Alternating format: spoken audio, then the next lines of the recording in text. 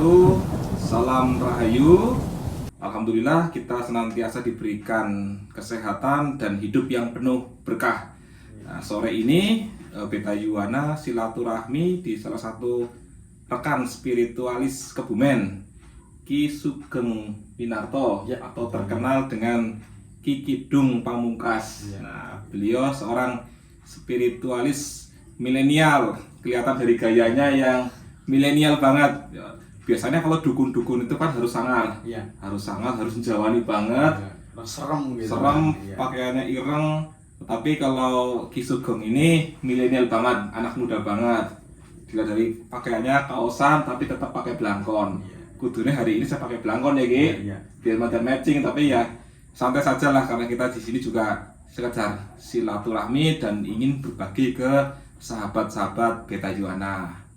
Nah, di tempat Ki Sugeng ini kita melihat juga bagian belakang banyak sekali pusaka-pusaka koleksi dari Ki Sugeng. Nah, Ki Sugeng ini juga merupakan praktisi spiritual supranaturalis.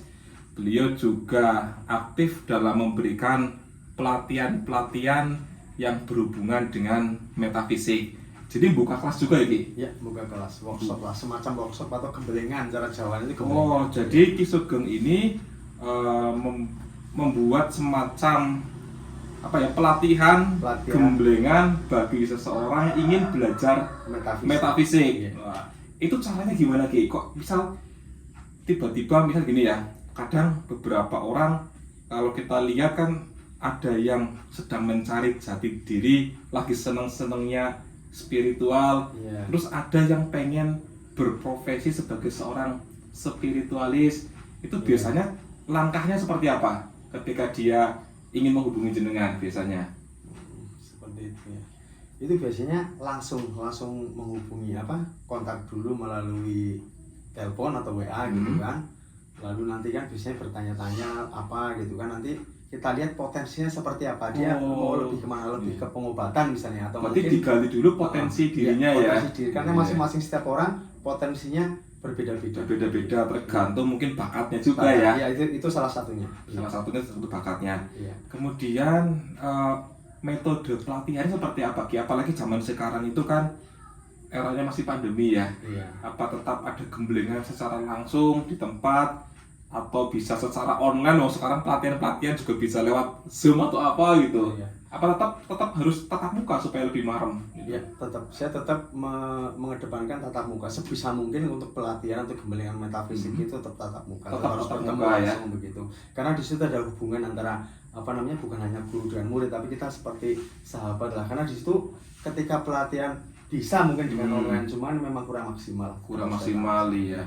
Jadi walaupun hubungannya itu pelatih memberikan materinya kepada muridnya, tapi juga tetap ada sesi pendampingan. Ya, pendampingan. Karena itu bukan hanya beberapa jam, tapi bisa 1 hari 1 malam atau mungkin 2 hari. Di sini kadang nginap begitu. Sampai menginap ya? Iya, menginap. Jenis pelatihannya seperti apa Ki? Misal harus caranya energi tenaga dalam, atau mungkin menyerap energi alam, atau bagaimana konsepnya?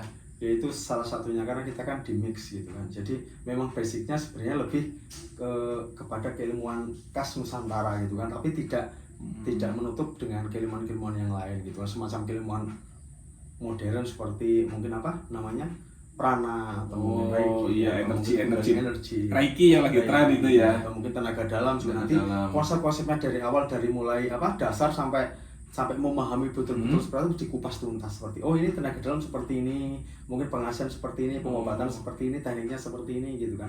Diajarkan dengan tuntas nanti tata caranya sampai benar-benar memahami lah. Nah, seperti itu sahabat Beta Yuwana.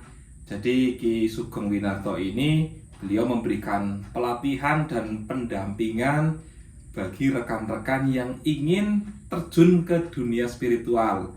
Jadi istilahnya lagi suka-sukanya sedang mencari jati diri, ingin menjadi seorang spiritualis, bisa belajar kepada Ki Sugeng Winarto. Nanti untuk kontak personnya ada di bagian bawah ini, tak masukkan Ki. Minta izin ya, tak masukkan di bawah ini nanti. Kemudian rekan-rekan di sini juga bisa memilih sesuai dengan bakat dan potensi dirinya. Apakah akan ke arah untuk pengobatan. Biasanya untuk seperti ini kan penyembuh tradisional ya, bisa medis maupun non medis.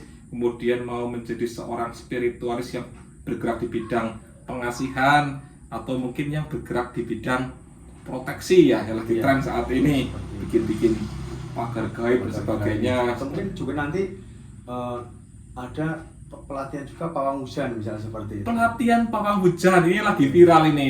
Jadi bisa seperti Mbak Rara ini yang lagi viral ini. Wah keren.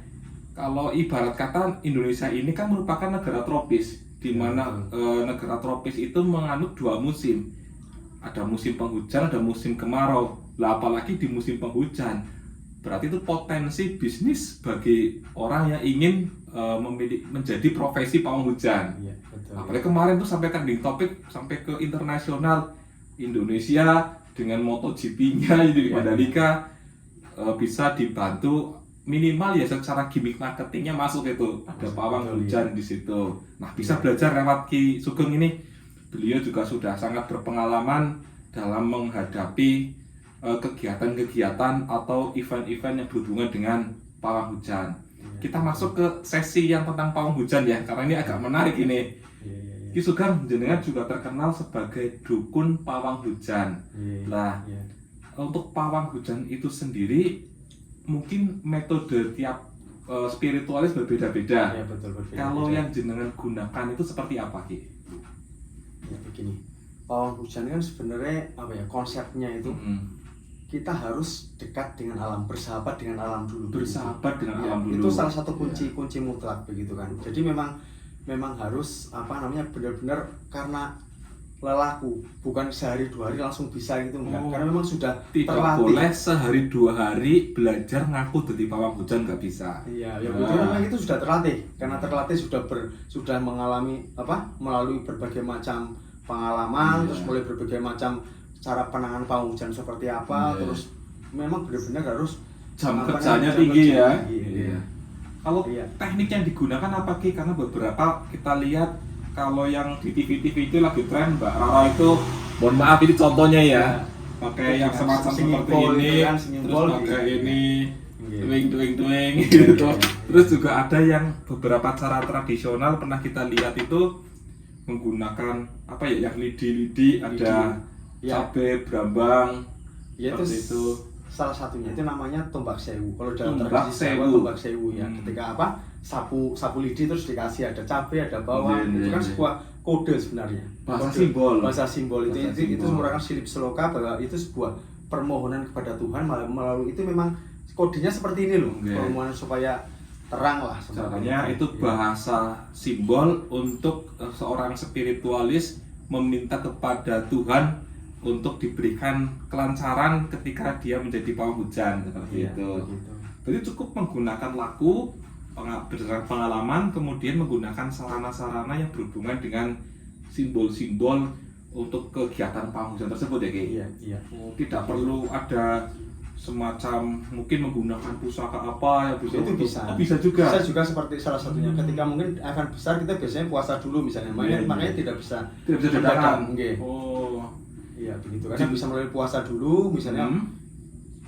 Kita kan membaca cuaca dulu lah, karena memang harus bukan hanya sekedar mistik saja gitu kan, logis harus jalan gitu. Kita kan bisa, itu biasanya ada prediksi perakhiran cuaca BMKG gitu kan, misalnya hujan deras gitu kan, prediksinya. Kita harus memang disitulah peran pawang hujan itu berlaku, dalam arti begini, itu mendukung suatu ikhtiar lahiriah apa yang sudah apa dari Gusti Allah mungkin sudah cantumkan di situ besok mau hujan gitu. Iya begitu kan. Terus dari sang pemilik hajat itu kan biasanya dia sudah berdoa, sudah berikhtiar melalui doa religius, sudah melalui mungkin dengan pengalaman bahwa besok ternyata terang sudah. Itu berarti secara logika sudah melakukan observasi gitu kan. Dulu ya. Nah jadi untuk mengantisipasi itu salah satunya ketika dalam ketika cuaca hujan atau dalam keadaan hujan itu kan potensi hujannya besar. Nah salah satu perannya itu pawang hujan begitu.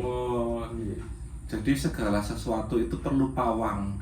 Jangankan hujan, ular aja ada pawangnya itu, Mbak Wanto. Iya.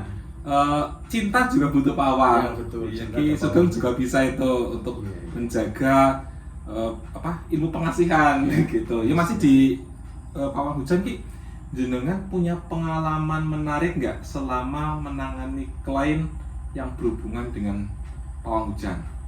Mungkin ada event-event tertentu jenengan pernah diminta jadi pawang hujan, ada pengalaman menarik di situ, bisa diceritakan Ki? Nah, pengalaman pawang hujan itu kan apa ya, sangat banyak sebenarnya. Waktu itu pernah kita nangani apa ya, acara musik gitu kan, acara musik dangdut gitu. Iya. Nah kadang itu kan apa, peran pawang hujan itu kan gimana ya, termasuk ya di situ diandalkan lah. Diandalkan, gitu kan. iya. Iya, karena memang ketika ada hujan sedikit saja, makanya kita tidak boleh sombong. Seorang pawang hujan memang harus bersih, benar-benar berusaha apa, dalam ketika menangani pawang hujan itu dalam kondisi meditasi, kondisi meditatif, kondisi yang resik dulu lahir batin ya Ki? Iya begitu. Makanya kadang itu kan tidak bisa benar-benar terang gitu kan, makanya kita harus sampaikan ke klien juga, misalnya ini nanti seharusnya hujan deras, ini nanti paling nanti ada mendung-mendung gitu ya, ada gerimis-gerimisnya gitu kan. Ya lumayan lah ya daripada hujan itu. terus gitu. Iya begitu. Jadi untuk sahabat-sahabat Peta Yuwana yang bergerak di bidang event organizer, WO ataupun yang melibatkan kegiatan luar, bisa kontak Ki Sugeng ini kalau memerlukan bantuan pawang hujan, atau lewat admin juga bisa, adminnya saya ini dipotong 10%. Seperti itu. Bercanda Ki. Nah, itu sekilas saja kita silaturahmi di sini dengan Ki Sugeng Winarto atau terkenal di Facebooknya Ki Kidung Pamungkas. Juga beliau seorang YouTuber juga. Untuk akun YouTube-nya itu Ki Rama Sugeng ya. Kita satukan ada di bawah ini. Nanti sahabat-sahabat bisa subscribe dan ikuti perjalanan Ki Sugeng yang lainnya melalui yang tadi sudah kita share di bawah. Terima kasih, semoga bermanfaat untuk sahabat-sahabatku sekalian. Saya akhiri, wassalamualaikum warahmatullahi wabarakatuh. Salam Rahayu.